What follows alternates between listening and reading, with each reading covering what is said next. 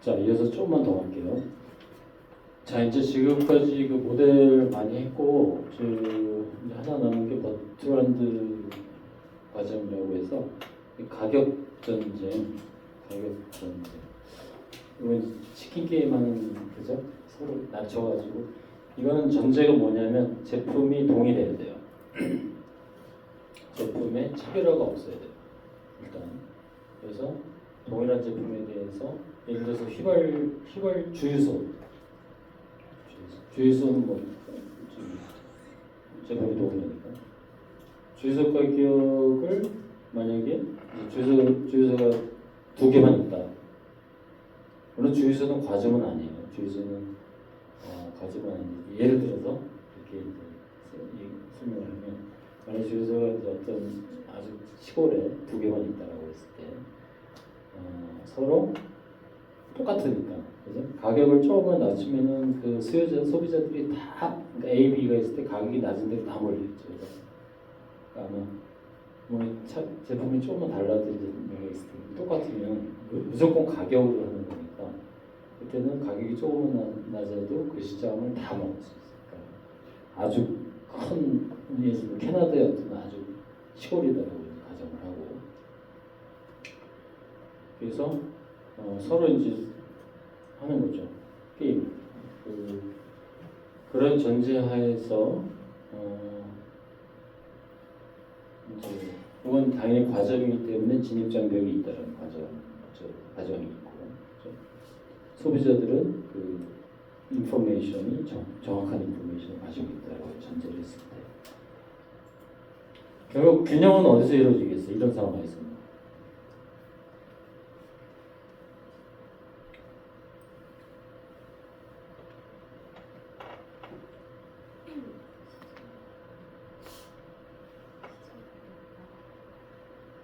그렇죠. 이런 상황에서 서로 죽는 거죠. 서로 그죠?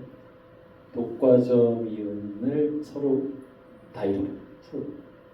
그러니까 정확하게 마지널 코스트하고 가격이 동일해지는 거죠. 다시 말해서 완전 경시 시장하고 똑같아요. 이런 상황이에요.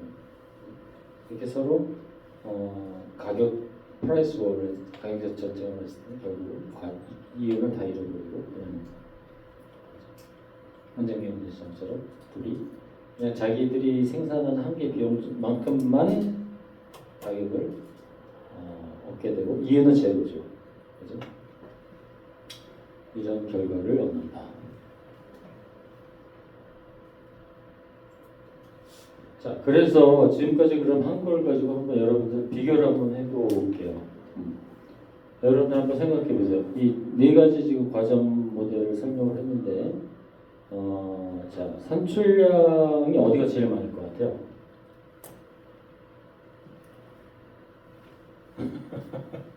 그 답이 다 있죠, 그죠? 자, 버트랜드 과정이라는 건 완전 경쟁하고 제가 똑같다고 했으니까 당연히 완전 경쟁이 제일 소비자 보장 측면에서 제일 많아. 그다음에 스타케일과 가격 선도자 추종자 관계 있는 게 좀 더 많고 크로노 산출량 그 과정 그 상태가 좀 적고 마지막이 담합. 당연히 담합은 독점하고 같으니까 그러니까 둘이 합쳐서 독점하고 같으니까 그래서 담합이 제일 적겠죠. 가격은 역순이에요. 그죠? 자, 이유는 당연히 독점이 제일 높으니까 담합이 제일 높죠. 그죠? 그리고 그 선도자, 그러니까 리더 팔로워 관계가 있는 경우에는 이 코르노 독점 그일 경우보다 선도자가 훨씬 더 많아요. 그리고 코르노보다 아까 얘기했죠. 팔로워는 더 적다고. 그죠? 코르노에 비교했을 때 리더는 더 많고 팔로워는 더 적고. 이건 당연히 제로니까 버트는 현재 경쟁하고 같은. 그래서 여러분들이 이제 뭐 어떤 상황에서 어떤 모델이 적용이 되고 또 그렇게 됐을 때 산출량 가격 이윤이 어떤 식으로 결정이 되고 하는 걸 이때까지 다 봤고 그 네 가지 형태의 모델을 비교했을 때 이윤과 산출량 가격이 어떤 순으로 높고 낮은지 그걸 이제 봤어요. 그래서 중요한 거는 여러분들이 이 어떤 상황에 이 어떤 모델을 적용할지를 판단을 할 수 있어야 돼요. 그래서 거기에 대한 답은 사실 없어요. 그게 과정 모델의 특징이에요. 그래서 어떻게 보면 좀 섞여 있을 수도 있죠. 섞여 있을 수도 있습니다. 생산량 게임이 될 수도 있고, 산출량 게임이 될 수도 있고, 가격 게임이 될 수도 있고, 둘을 합쳐서 된 걸 수도 있고, 그죠? 이게 굉장히 복잡하고 왜냐하면 인터랙션 시장이기 때문에 막 복잡하게 얽혀 있기 때문에 다만 이제 그 중에서 어떤 특징이 분명히 있을 거예요. 그 특징을 여러분들이 파악해서 아까 얘기했듯이 그 석유 시장 같은 경우 그건 뭐 그냥 아주 그냥 클리어하게 끌어넣죠. 그런 건 굉장히 쉬워요. 하지만 어떤 경우는 이게 스웨이지인지 버트랜드인지 아니면 뭐가 막 헷갈리고 이게 뭐 그리고 이제 선도자 추종자가 있는 시장도 좀 어떻게 보면 약간 클리어해요, 그죠? 이런 그런 시장은 이렇게 딱 눈에 띄잖아요. 선도자가 어디 어느 기업이 선도자. 그래서 그런 그 모델별 특징과 그 메커니즘을 여러분들이 좀 이해하고 그거를 적용하고 이런 능력이 있으면 좋을 것 같아요. 그런 어떤 기본적인 개념들이니까 그 정도로 이해를 하면 좋을 것 같아요.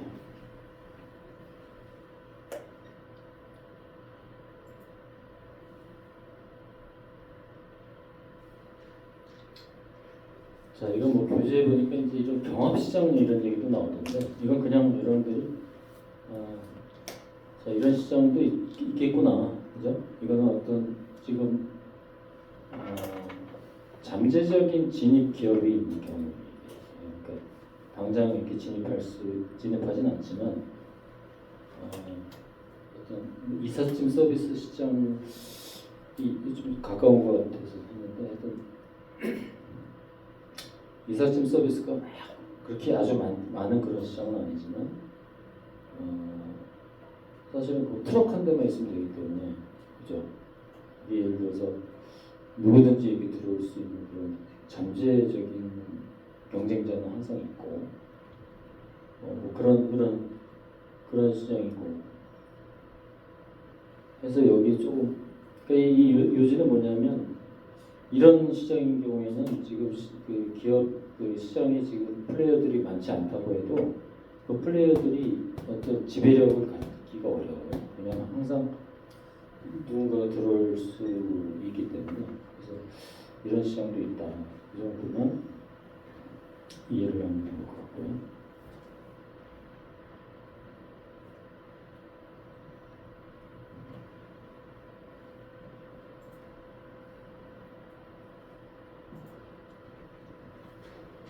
자, 그리고 이제 하나만 더 얘기할게요. 여러분들 이제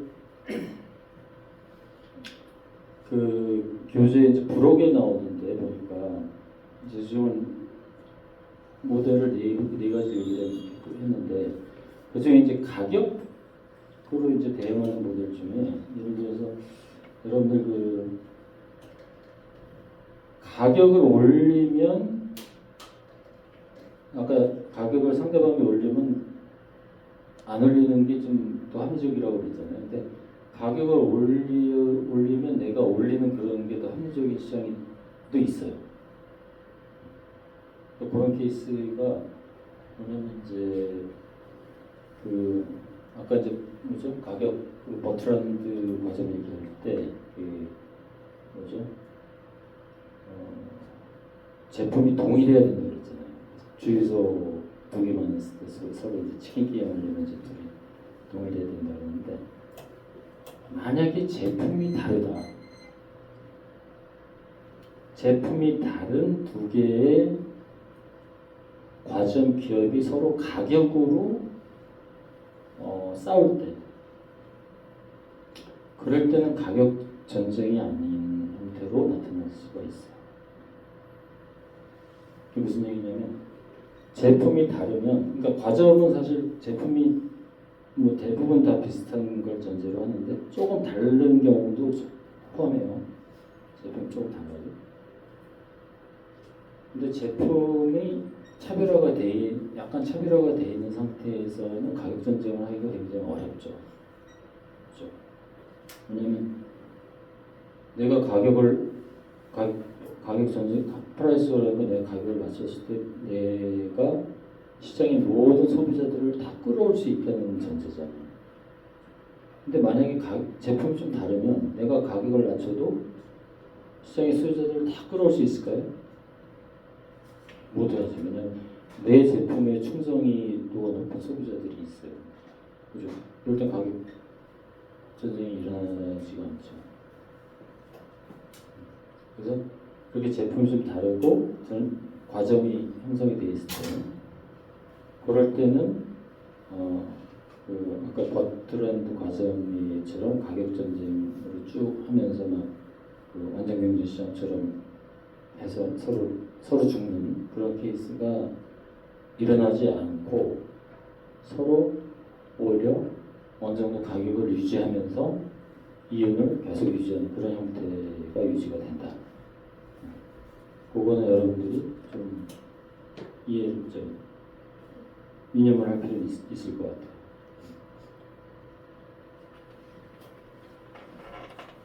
그래서 이제 그 정도만 하면 사실은 지금 얘기한 이제 마지막으로 얘기한 것까지 하면 5가지 케이스인데 그 정도만 하면 제가 볼 때는 과정을 어느 정도 상당히 많이 거의 대부분 포괄 해서 설명한다고 생각이 돼요. 그래서 그 정도 이해를 하고 그다음에 이제 거기서 더 나아가서 이제 그러니까 지금까지 설명한 거는 이제 각 모델별 설명인 거고 그걸 다 통합해서 이제 하나씩 설명할 수 있는 건 이제 게임 이론으로 설명을 할 수 있습니다. 케이스별로. 그래서 그런 식으로 이해를 하면 좋을 것 같아요.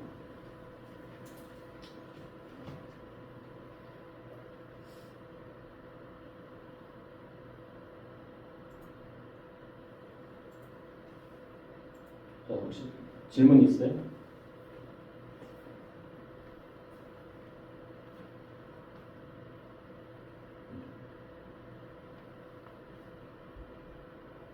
특별히 질문 없으면 과점에 대한 정책은 사실 독점에 대한 정책하고 거의 비슷해요. 그래서 결국 과점이 어떻게 보면 소비자들 시장 지배력을 가지고 소비자들의 후생을 시장의 어떤 효율성을 좀 떨어뜨리는 건 사실이기 때문에 과점도 이제 독점 금지나 이런 것처럼 경쟁을 촉진하는 쪽으로 정책이 많이 이루어지고요. 그래서 특히 이제 담합에 대한 어떤 담합 가능성에 대한 차단, 견제 이제 이런 쪽으로 많이 그래서 모든 이제 독점금지법이나 독점금지법이 독과점 금지가 사실 그래서 우리 공정거래법이나 이런 들이 다 이렇게 그죠? 그런 담합이나 이런 것들 못하게 하고 하다못해 이제 경영자들끼리 서로 만나서 얘기하는 것조차 이제 불법으로 이제 하고 이런 식으로 이루어지고 있다. 우리도 마찬가지죠. 그 라면 얼마 전 라면 가격 올리고 막 그런 것들도 담합 공정거래위원회에서 막 조사하고 있잖아요. 농심에서 뭐 갑자기 10년 만에 올리니까 그리고 또 따라서 올리면 담합 아니다 이렇게.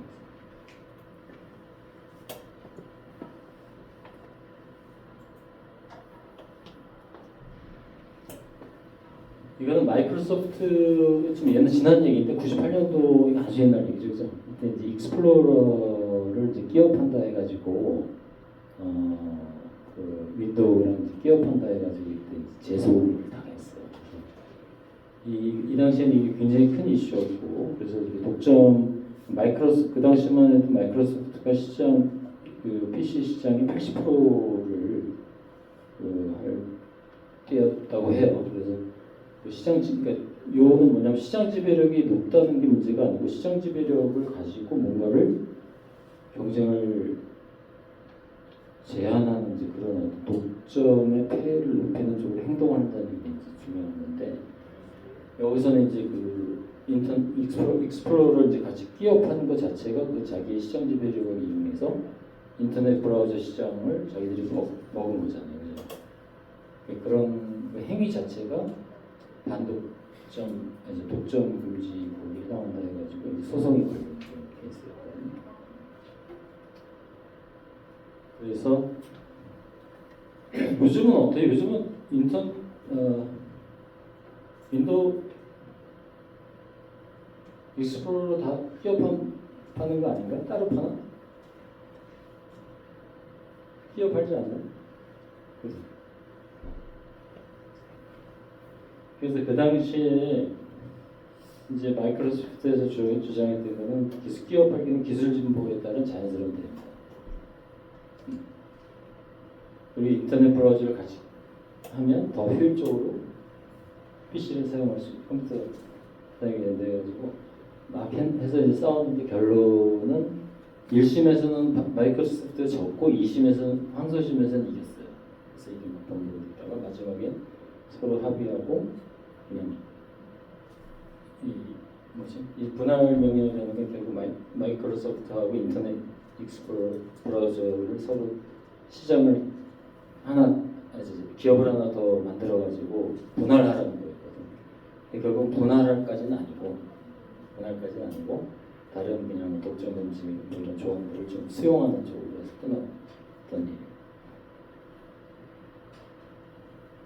그래서 이런 식으로 이제 독과점 규제 대학은 뭐 계속 지금도 계속 되고 있고 지금도 뭐 서로 싸우고 있는 것들도 많고 근데 이제 기술 진보에 따른 어떤 자연스러운 현상이다라는 논리는 지금 IT로 계속 주장하는 것들이고 사실은 제가 볼 때는 그 맞는 측면이 있는 것 여러분들 어떻게 생각할지 모르겠지만 이 지나고 나면 사실 이게 굉장히 좀 일반화되잖아요, 그죠? 그런 걸 보면 좀 맞는 것 같은 생각이 좀 많이 들긴 하는데 하여튼 그 견제는 사실은 뭐 견제하는 것 자체는 어떤 소비자 현상이나 시장의 어떤 경쟁을 높인다는 측면에서는 반드시 필요한 거기 때문에 이런 그 법적인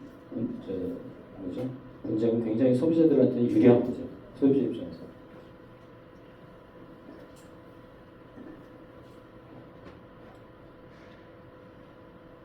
자, 여기까지 해서 오늘 강의는 마칠게요. 자, 다른 질문 있나요? 질문은 없으니 여기서 마치고 자, 다음 주에 뵐게요. 감사합니다.